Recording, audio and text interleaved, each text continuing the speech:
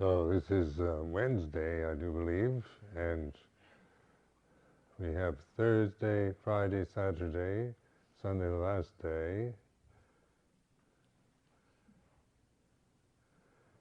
And this paradise, you have beautiful surroundings, 5-star accommodation, excellent food. Where's the suffering?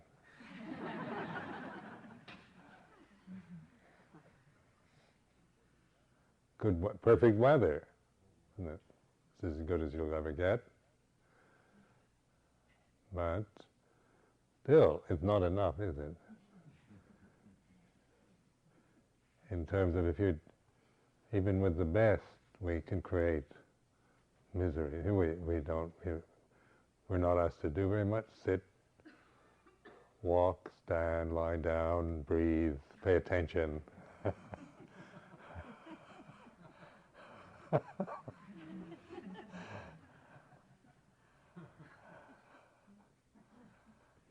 You don't have to take an examination.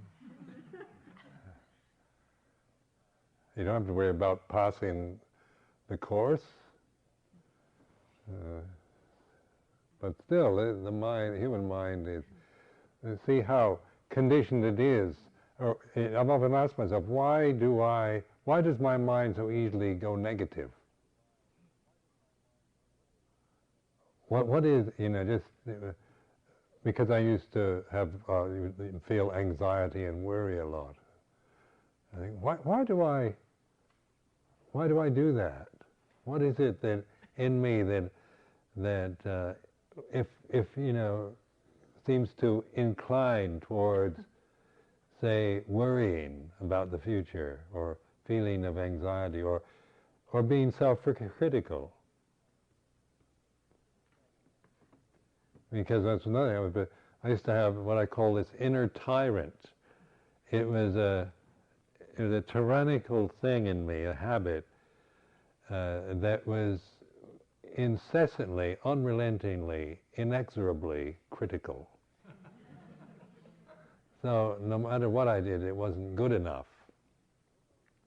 I thought, nobody in the world has ever been as nasty and as critical to me as I am, as this inner tyrant. Where does that come from? Can any of you relate to inner tyrants? I don't think it's just me.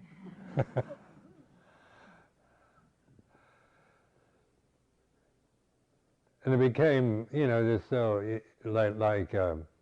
even when everybody said, oh, Ajahn Sumedho, if I gave a talk and then everybody said, oh, that was a wonderful talk. It really helped, it was so clear, and we really appreciate your wonderful wisdom. The inner time would say, well, you shouldn't have said this, and you shouldn't have said that, and you didn't. And it would start criticizing. So even in the midst of paeans of praise and accolades from the authorities, the tyrant would still go on. So I began to realize this negativity, this self-consciousness was a habit of the mind, because I certainly wasn't intending it to be like this.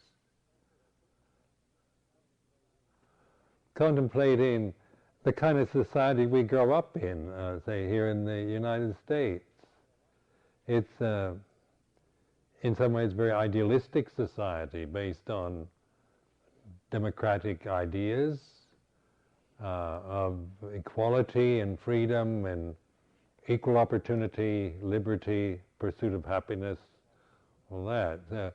So those are that's the ideal for the society. But the reality of the society is a very competitive society, isn't it? When you start, when you start going to school, and you're put into very competitive situations. We are very self-conscious because the emphasis is so much on individual attainments, like what we look like, and whether we're popular or not, or whether we're have a high IQ, or whether where people, our self-worth is very much based on very individual qualities. This is just my reflection anyway, so that there's a strong sense of being an individual, of being an independent individual. As having lived in Thailand for a number of years, where the society is very different in its attitudes, there seems to be more of a kind of a wider identity. Your identity more with a family or with a group is strong. Where, say, in my experience, my identity is very much, not so much with family or with anything else, but a sense of my uniqueness, my individuality seemed to be the main thing.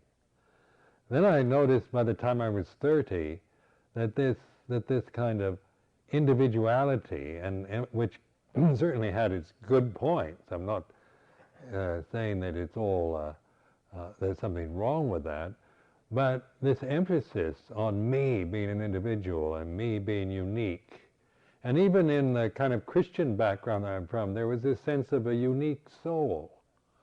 That I had a unique soul that was really me, that wasn't like anyone else, and that when I died, if I was good, this soul would go up and live with God and Jesus, and so I'd be this soul, which is a unique soul. It wasn't a kind of like merging into any one universal soul. It was my soul, my unique soul. In the sense of being unique and being individual, separate, I began to notice a kind of loneliness, a sense of that somehow something in me had not developed the ability to kind of relate in an inclusive way with a group or with even another person very well. My identities were too isolating. So like even, I was even married at one time. I just couldn't relate to my wife very well. So that this sense of loneliness began to, where I think this sense of independence and uniqueness was quite a lot of fun during the 20s. Began to wear thin by the 30s, and a kind of loneliness, a sense of isolation, a lack, an inability to blend or to fit in or to be part of a larger group, or even just harmonize with another person, another human being. So there's competition and comparing myself with being very idealistic. I compare myself with high standards. I had high standards. I expected a lot from people, from parents, from university, from the United States of America, from everything. I expected, fairness, justice, rights, privileges, all the best. I had very high standards. And these high standards were such that, of course, I could only feel that life was nothing could reach up to these standards, could fulfill these high standards. So this inner tyrant was coming from this, the complaining mind, It should be like this, you shouldn't have showed weakness there, you shouldn't have given in to that, you shouldn't have done this or said that, or you should have. And so the tyrant just was the result of this way of thinking, this kind of conditioning.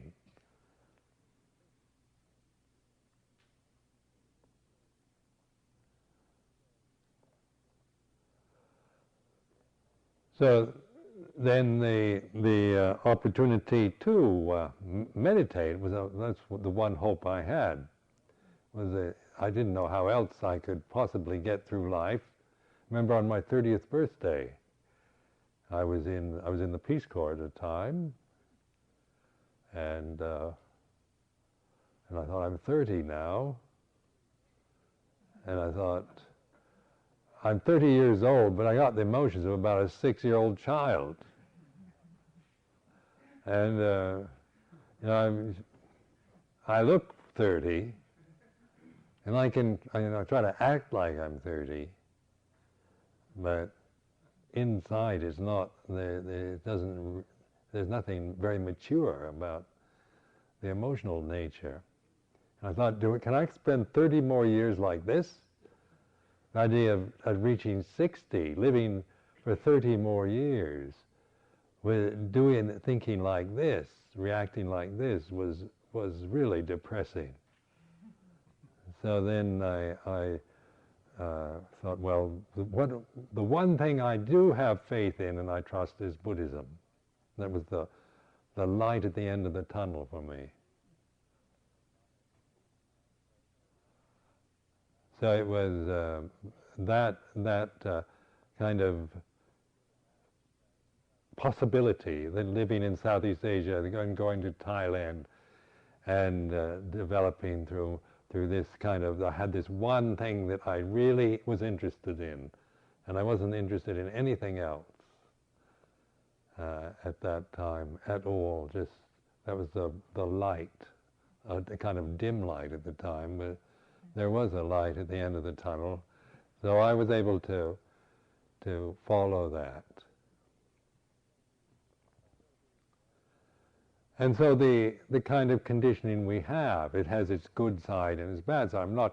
I don't feel that I can complain a lot, because I was born with so many privileges, with good parents in a good country, and when I really look over my life, I have very little that I can really say was terrible or really unfair, or that I've been given a rotten deal in life. I can't really feel that way, because compared to so many other people on this planet, I've had outstanding kind of opportunities and privileges, options in life, much more than my parents ever had. My parents' options and opportunities were much more restricted than mine. But still the suffering was there. And if I blame it on parents or America or what, then no. That doesn't do any good to go around just saying it's your fault, does it? But it's learning how to take this suffering, this is the noble truths, first noble truths, and use that suffering for awakening the mind. So I even feel grateful for it now, for the things that in life that have made me suffer. I have a gratitude, because it's that kind of thing, that kind of the disappointments, the resentments, the disillusionments, and that really propelled me into seeking a way out of suffering. So last night I was talking about the first and second noble truths, about the suffering and the causes of suffering.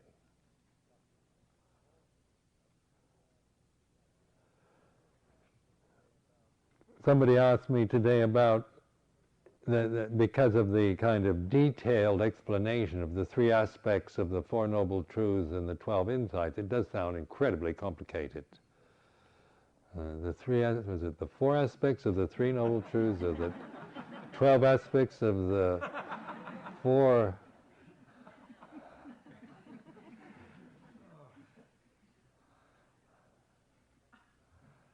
And so it can sound, when you talk about these Theravadan inventory lists are quite daunting at first, but actually they're very useful if you in the long term. I encourage you to memorize a lot of this. Just memorize a lot of the Pali teachings, because they're like, once you kind of put them into your memory bank, then you can't even just memorize them. Then I found over the years they kind of come alive for you, because you don't have to always refer to a book or look it up in the scriptures.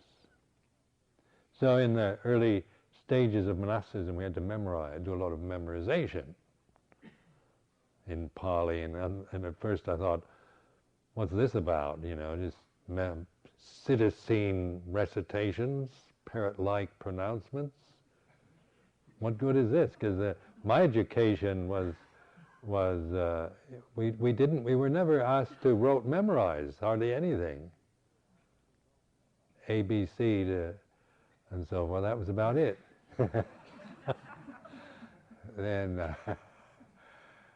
And so I didn't realize how easy it is to rote memorize until I became a Buddhist monk.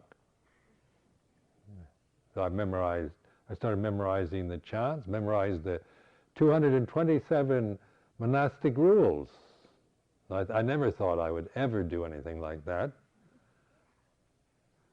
But I did that. I could memorize, have a very good rote memory. And then in the long term, these things, these Pali teachings, they're kind of there for me. So I can just, like the 7 factors of enlightenment and the 5 khandhas and the 6 ayatanas and the paticca samuppada and the 4 noble truths, 3 aspects and 12 insights and the 37 bodhipakkhya dhammas and the 4 right efforts and the 4 palas and the 4 faculties.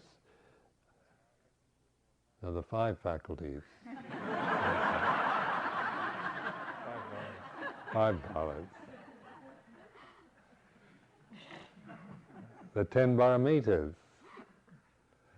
It goes on like that. But these things actually are very, I just recommend that rote memorization does have its benefits, and just in terms of reflecting as time goes by, they're with you, and they'd be rather than in a book. Which, if they remain in a book merely, oftentimes you never really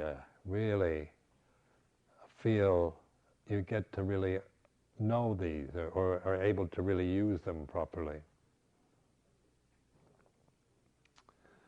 So the three kinds of desire, for example, even though it sounds complicated, it's just emphasizing a way of looking at something. And so like desire itself, just to get a feeling for what desire is as experience. You're reflecting on it. So in your own experience of of wanting something or not wanting something, just simple things. It doesn't have to be, great passions of any sort or obsessions, but just little things, just noting what desire is as experience. Not criticizing or judging, but just knowing desire. What is it like as experience? So there's this reflective mind, you're kind of contemplating tanha, desire, and you can feel it. You can feel it kind of, this pushing, this movement, looking for something. Desire is always looking for something to go into, to be born into. So and sometimes just we'll settle for anything that's around. So you find yourself you don't know what to do, so you go eat something even though you're not hungry. Do you ever do that? Desire is just operating, and you're looking for something to be born into. So you go to the fridge and get something to eat. And so but to just see this desire, there's this movement toward something. It can be completely unfocused and just aim at anything, or sometimes it's very definite. Kama danha, sensual pleasure. Bhava dana is desire for becoming. So just contemplate your own kind of ambitions or feelings about wanting to become something. wanting to become a success, wanting to become a mother or father, wanting to become enlightened being or whatever. Just that feeling of becoming, wanting to become something. So you're reflecting on that sense of becoming. And then Vipavodana, that sense of not wanting something. I don't want this. It shouldn't be like this. I hate this. We've got to get rid of this. Whether it's your own thoughts or feelings or it's external things. Just know the Vipavodana, wanting to get rid of things. This desire to destroy, get rid of, get away from, separate from something. So just in daily life, even if you don't have to do this even on a meditation retreat, but just notice in daily life what these things when you start. I don't want this. Just kind of comment on what. Just notice in terms of Vipavodana, desire to get rid of something or separate from something is like this. So you're reflecting on the actual feeling of not wanting. You're not judging it, criticizing, but just noticing what it feels like to not want, to dislike, to want to get rid of, or want to become something, or seeking sense pleasures, sense distractions. So this is a way of reflecting in daily life also. So that it's not all that complicated, just beginning to notice this that happens as it's happening. So you're actually, beginning to awaken to the power, the force, the feeling, the momentum of desire. Then the third noble truth is the truth of the cessation. Dukkha, or suffering, ceases.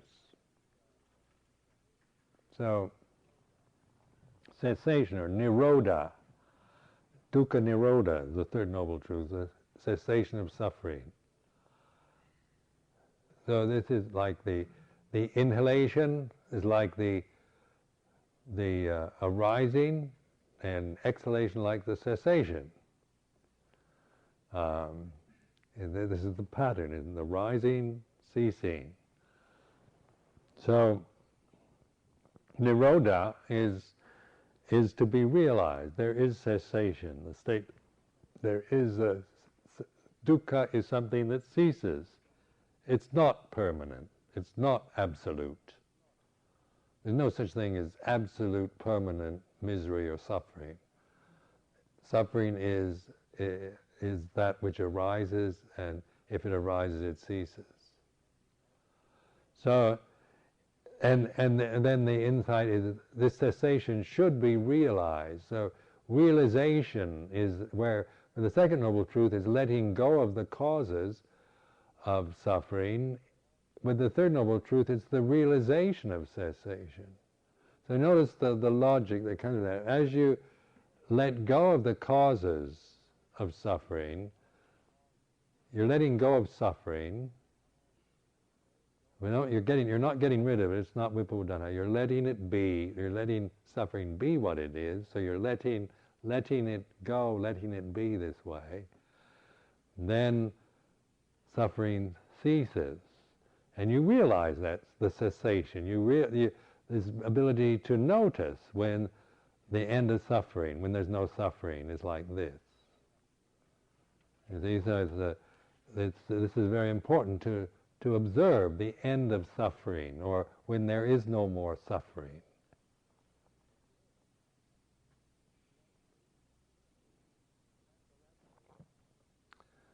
So that takes this ability to be patient with something.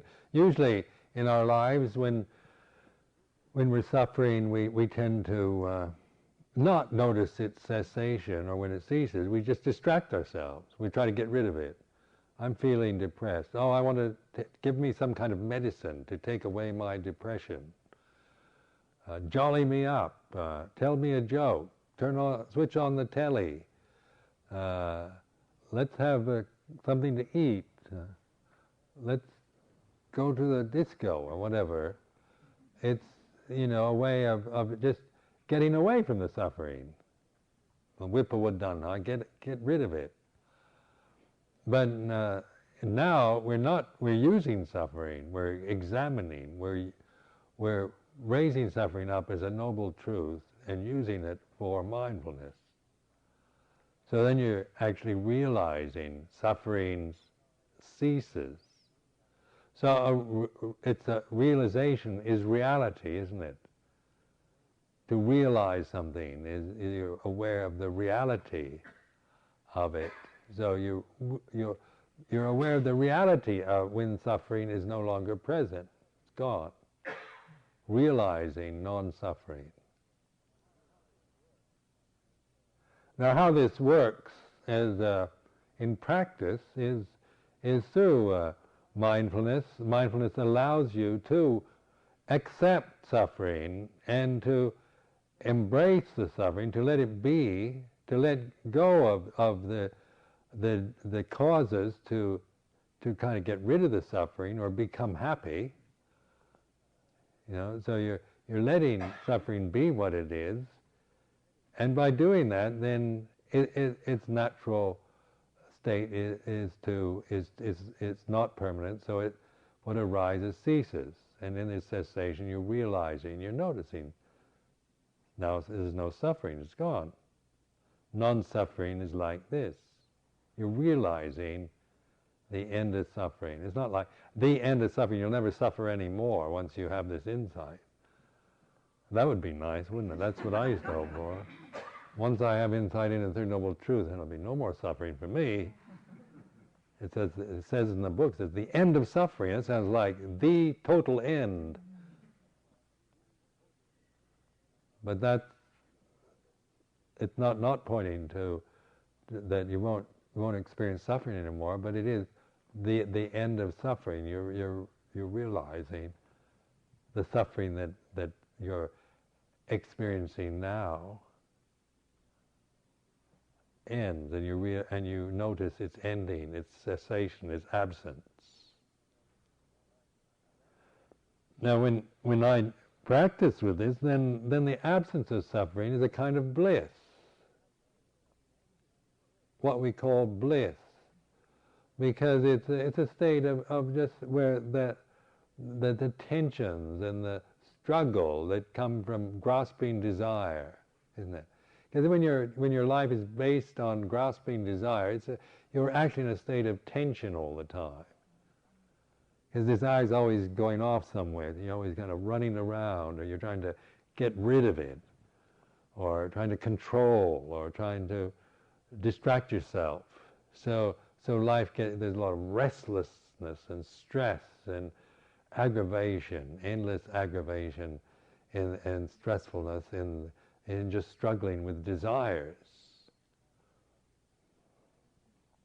So when you stop struggling with desire, stop all this grasping, struggling, fighting, resisting, controlling, manipulating, running around,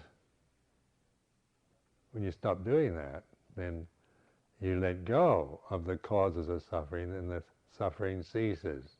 And that cessation is like a relief. It's just, and that relief is a bliss, a kind of state of bliss. It's not like a high state, like floating up on a cloud, but it's the bliss of relief, of just feeling a sense like you've been carrying a really heavy burden on your back, and you're just so tired and worn by this heavy weight, and then you put it down.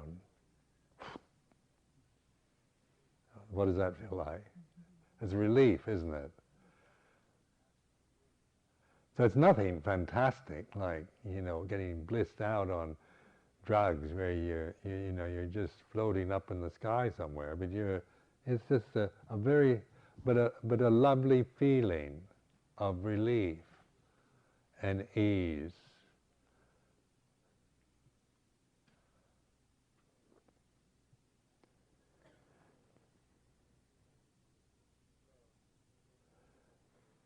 So in the Third Noble Truth, the statement, there is the end of suffering, the cessation of suffering. Suffering, this cessation should be realized, and then cessation has been realized.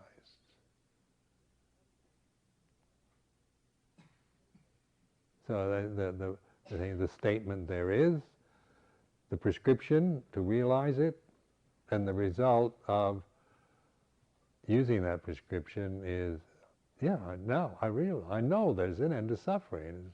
It's no longer just theoretical or scriptural teaching. You know it. It's the direct knowing that I keep encouraging.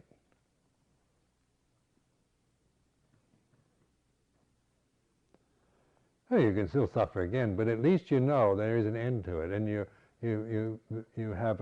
have a knowledge now, a direct knowledge that encourages you to really look at life more directly. It's a kind of fearlessness comes from this. Life is very frightening when it's just an endless struggle, isn't it? And when you don't know anything about it, the future can be. And especially as you get older, when you're young, when I was young, I was quite optimistic. I remember at 20, the world is mine, There are so many opportunities at age 20, as young, and the world is my oyster, I can do anything. This feeling of everything, every possibility is open to me.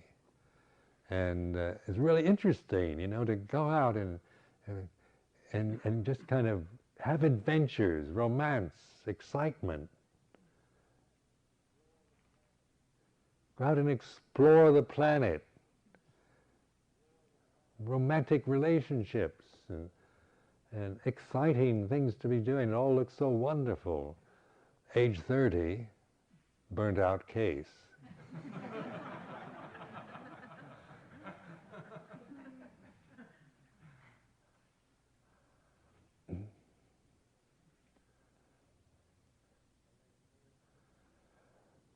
And then at age 65, so I was telling me, at 30, I said, I don't think I can stand 30 more years. Now it's 35 years have passed. But I've changed. And I haven't just been stuck with a program that I wasn't able to change or improve upon. So, that was the dread at age 30, was what do you do? How do you grow up? How do you mature? How do you develop as a human being?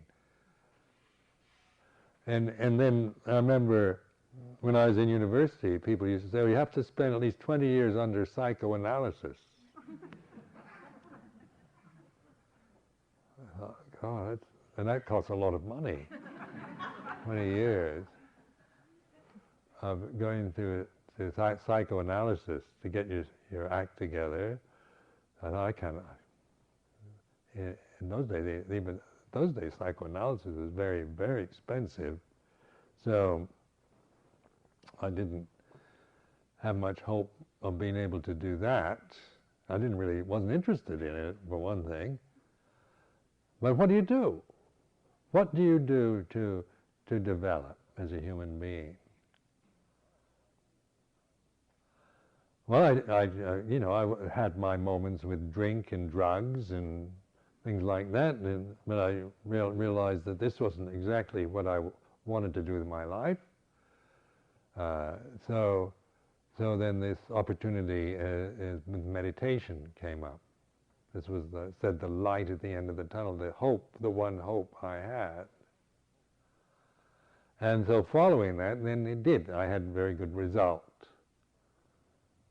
It was the right thing for me to do, because the past 35 years there's been, a remarkable change and a confidence and a fearlessness in someone who was very unconfident and frightened, a very frightened person. So I'm not boasting. I don't hope I sound like I'm boasting. I'm just trying to point to the potential we all share in life, that we're not stuck and helpless victims of bad conditioning, or that we're not just life's victims and maybe we got a bad deal in the beginning and we're stuck with it for the rest of our lives. To me, I see whatever the misfortunes of your life might be, none of these things are obstructions to enlightenment. And anything, no matter what it is, whether it's from early childhood or abuse or mistreatment, torture, or anything you've done, bad things, cruel or criminal acts, or whatever you've done even, none of that is an obstruction to enlightenment.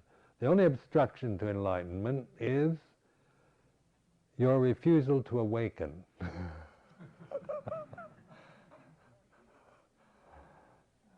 So that's nice to know, because sometimes one of the great fears of our life is that maybe, we're the kind that we can never get enlightened because we've had so many unfortunate things happen to us, or we've had such terrible upbringing, or we were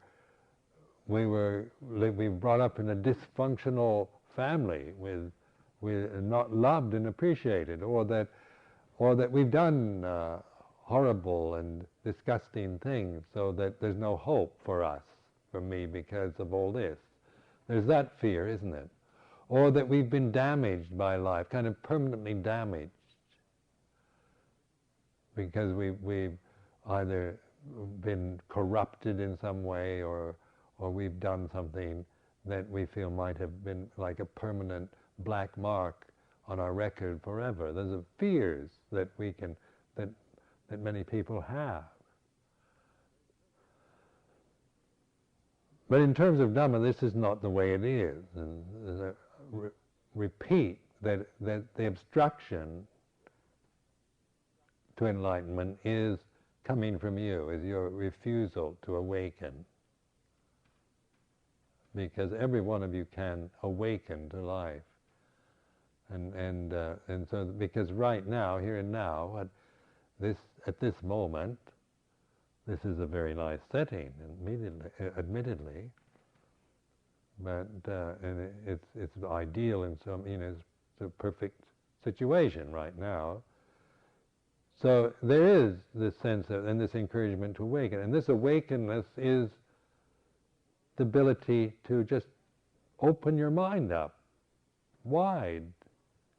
There's nothing to fear anymore. You're in a safe place. You have the 3 refuges. You took the 3 refuges and the 8 precepts.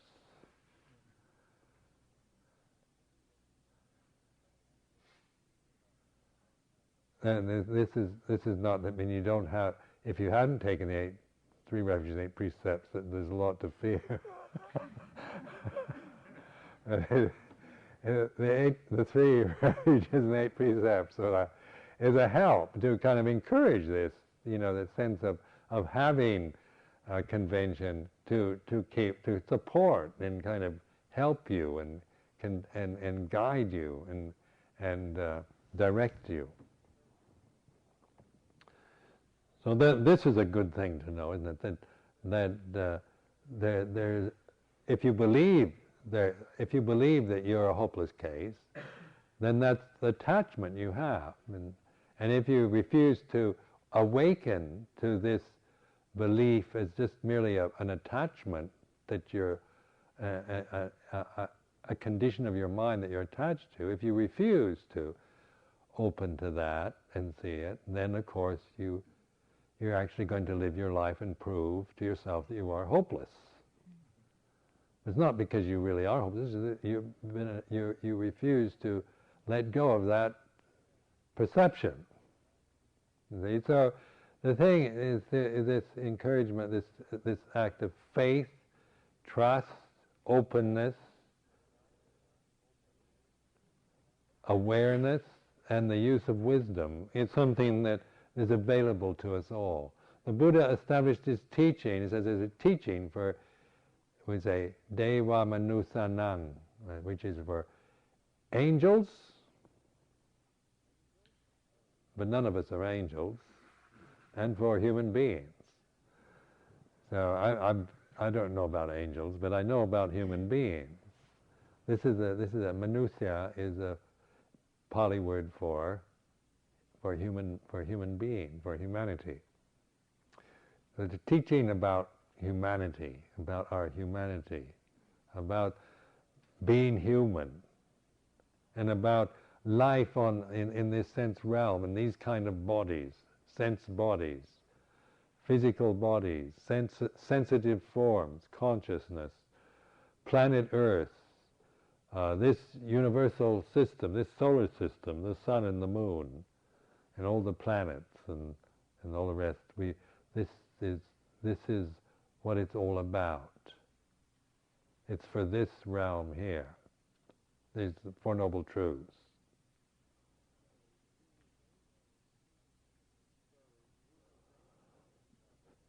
So the realization of cessation, even though that might sound very kind of difficult, it's not. There's nothing difficult about it. It's a matter of applying it to develop this sati, sampajanya, this mindfulness and clear comprehension, this attentiveness, attention in the present. Somebody was telling me today about their experiment with disappointment, just an emotion, a feeling of disappointment with things in life, and then just being able to accept this feeling and not try to get rid of it or blame it on somebody or something. And as this accepting of this feeling was possible, and the willingness to feel disappointed and to bear with this feeling, then it ceased. It dropped away. It's like that. It's just, it's you're aware of it. It kind of hangs around because the emotions like that are kind of like they linger. They kind of fulminate, and they kind of simmer inside and linger and hang, and as you accept that feeling, it can be uncomfortable, but it's certainly bearable. It's not unbearable. But if you just totally accept it, then that feeling, say the feeling of what you might call feeling of disappointment with life, with yourself, that feeling, then you identify it, you accept it, and then it ceases. Then you note its absence. Disappointment is ceased. Suffering is ceased. So the cessation of suffering is like this. It's something real. It's real now. It's not just an idea that you hope to experience in the future. It's a reality. It's realized. So I've found with the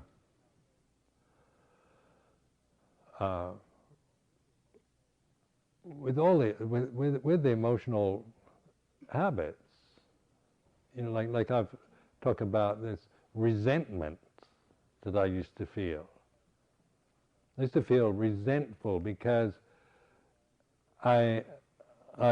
because of my position in the community, having to be ever since I had only 8 years as a Buddhist monk when I was put into a leadership position as an abbot of Wat Nanachat in Thailand. I had to establish a monastery. Only 8 years. Ajahn Chah had 20 years before he established Wat Pah Pong. I only got 8 years. Not fair. Then but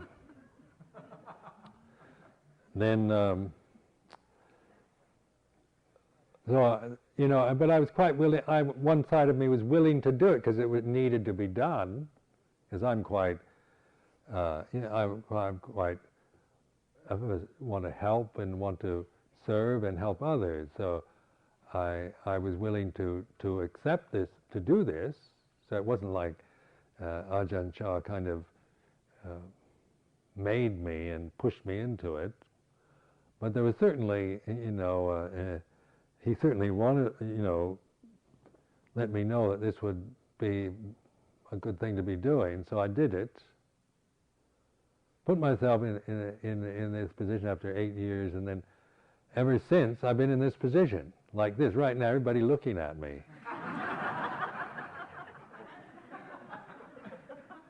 You know what it's like to be always looked at, and then going to England, and there, just being a focus. Being in Thailand, at least, the Buddhist monk is a respected sight. You go around and people pay respect to me, and the Thais are very respectful to Western or foreign Buddhist monks. So it's very nice in Thailand. You go around, people look at you with devotion, and they pay respect, and they treat you very well. Then when you leave Thailand, that's not what happens. You go into Victoria Station in London, and you get called skinhead. People give you make obscene gestures sometimes, and then you go. If you're lucky, they'll just call you Hare Krishna. I got to like that one, Hare Krishna, because it's certainly a lot better than some of the other things you get called. Then you're kind of like a freak, an anachronism in the society. Wherever you go, you stand out. You look funny. Why do you wear those bed sheets?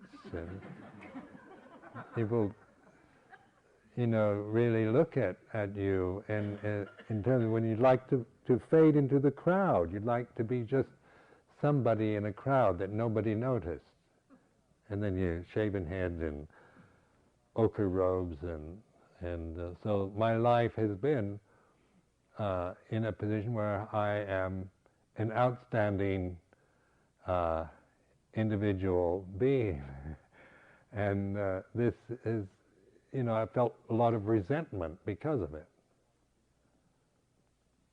Then in England, taking on the duties of an abbot and teacher and so forth, it had its good side and pleasant side, but also a part of me really resented it, because it seemed like there was no way out of it. How could I get out of this position? I was stuck, and it brought up this feeling of resentment.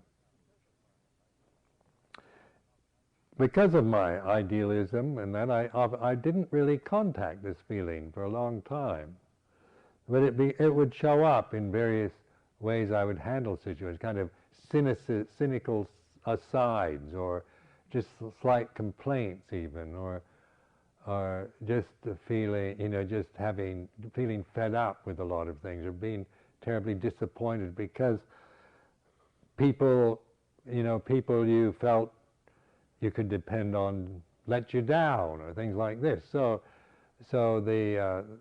this resentment was underlying a lot of my life in England, until I really began to identify the emotion.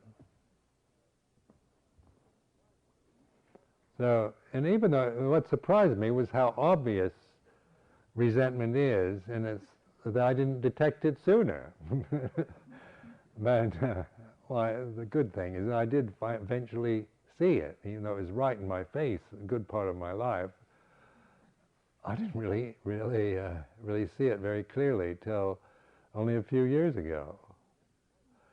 And then this resentment, once I really saw this and experienced it, and really accepted this feeling of resentment, and felt it, willing to feel resentful, rather than just saying, "Oh, I shouldn't be resentful. I should," there was an ideal side. I should be grateful for being a monk and having a good teacher and being respected, and there's one side that wants to think about it in a positive way and be content and grateful.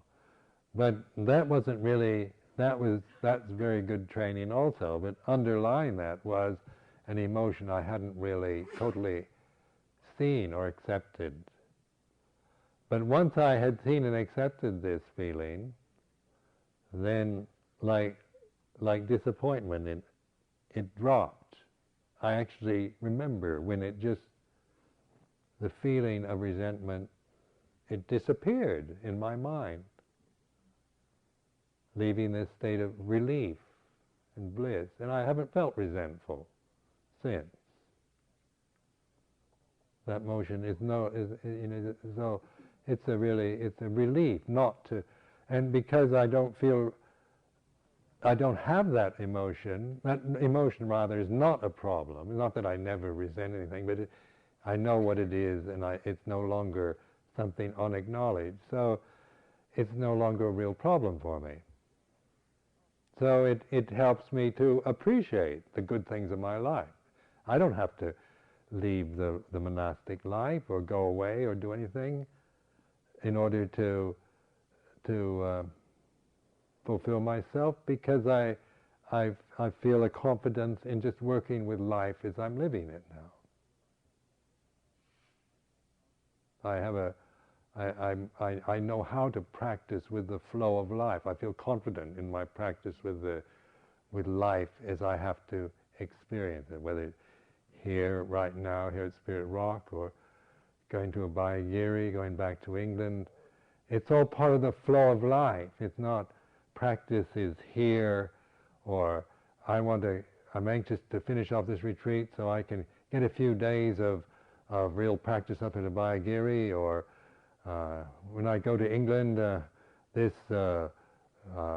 Vasa season this year, I hope to really get some time in, really quality time into practice and sitting, so I can.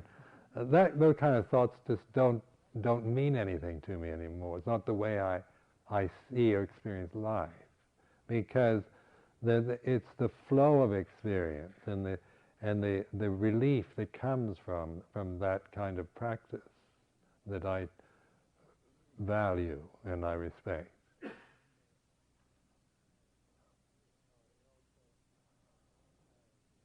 So it also has a fearless quality to it. So like before, I felt threatened by so many things, and then that resistant, and then because of that, a controlling quality I'd applied to life. Trying to control things and worry if things started looking like they're getting out of control or changing. And when the monks started disrobing, and then a lot of the nuns disrobed, and the anxiety, and the whole kind of way life changes, and you start feeling anxious, or something's going wrong, or it's falling apart. No, I think falling apart is Dhamma. Make no demands whether everybody stays in the monastery and practices or they all leave. It's all Dhamma rather than me trying to control it, and when it starts falling apart, trying to prop it up and getting all anxious and worried, or because it's changing in a way that I didn't expect, or it seems to be getting out of control and getting all upset. Now I realize you don't have to do that with life. You don't have to run around trying to hold on, and when it starts falling apart, trying to hold it together. Because the thing that you trust is this awareness, this unshakable kind of awareness that doesn't fall apart when everything else falls apart.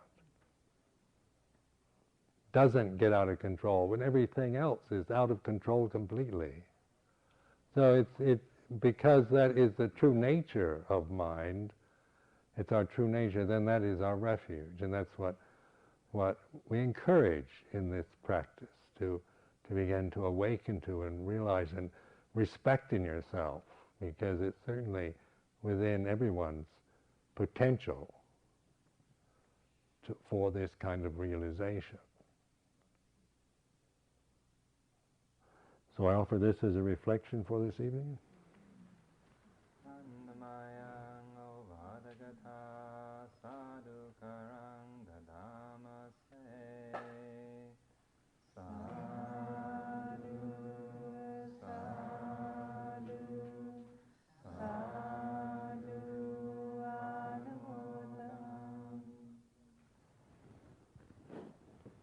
We had somebody was telling me, Sister Sundar was telling me this kind of tragic news about today in Colorado. There's a kind of, a mass slaughter? 25 children